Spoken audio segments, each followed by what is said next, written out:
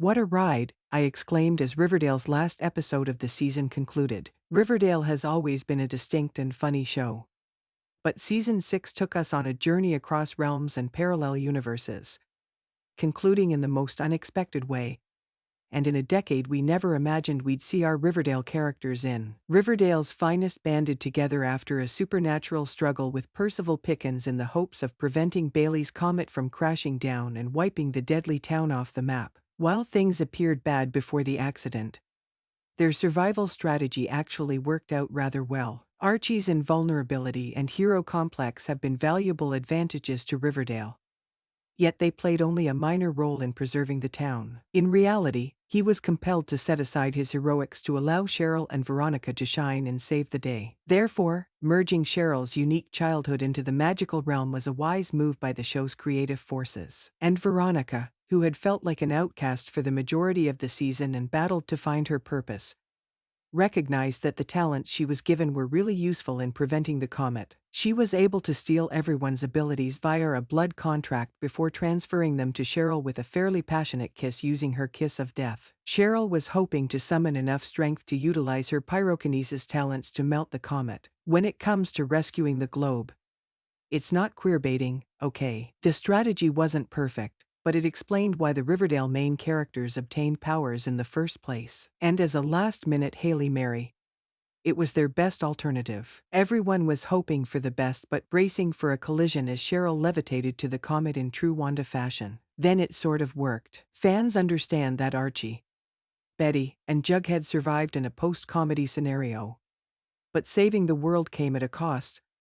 They were mysteriously sent back to the 1950s. The three are dressed in full Archie Comics garb, which is fairly alarming, as is the fact that Jughead is the only one who recalls life before Comet. I didn't expect the program to utilize the explosion and the comet's devastation as a literal reset of the show to what Jughead refers to as simpler times when Veronica informed Reggie she wanted to push a hard reboot on her life. Traveling back in time was never an option in any of the scenarios I imagined. And yet, it's such a Riverdale move that I'm not wholly surprised. I couldn't help but giggle as I envisioned these laid-back comic book versions of our beloved characters attempting to figure out how to return to their timeline without half of their survival instincts on hand to assist. But ultimately, I'm unhappy because Riverdale was on the verge of greatness when everyone broke down their barriers in their final moments of life. Everyone was so open about their desires for the future. It's the most growth we've seen from the characters in a long time. It's almost a shame that this reset undoes everything. Veronica and Reggie established that they were friend-zoning one another when she stated that she would prioritize her absinthe company over relationships. Reggie took over ownership of the Babylonium. Cheryl and Heather split up after the latter revealed that she was Tony's twin flame. Tony and Fangs were able to see their son's maturation. Pop's owners Tabitha and Alexandra Cabot inked a deal to grow and franchise. Betty eventually proposed to Archie,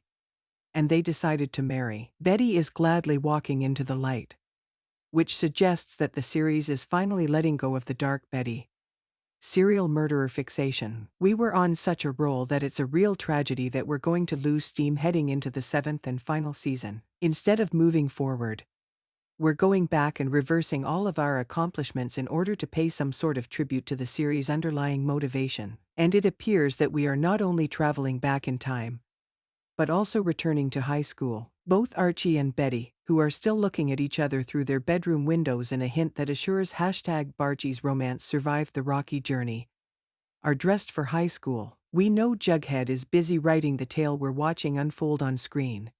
But what are Cheryl, Veronica, Tabitha, and the other characters up to? They aren't bound to their current connections since they don't remember the past. So everything goes. Will the ships be reset? And, if that's the case, what's the point of the Barchie engagement? Or will their suppressed memories seep through, like they did in Riverdale and Rivervale? They may be teens again, going through high school, but deep down within, they have these memories from an adult life that will most certainly come into play at some point and complicate things. True, Riverdale required a reboot. It needed to cleanse itself of attempting to be too similar to the chilling adventures of Sabrina. But returning to the 1950s does not appear to be the best option, at least not for long. Connecting to the comics had its wonderful moments, but it largely made sense in those weird instances, as when they visited the sweet hereafter and Jughead was in full comic book burger splendor. It doesn't have to be true to life. I'm not dismissing it just yet. But I've never woken up and thought, you know what I want? More Riverdale high school sagas. Nobody requires it. We've been there, done that, and flourished as they grew into young adults. Finally, we never found out who TBK was.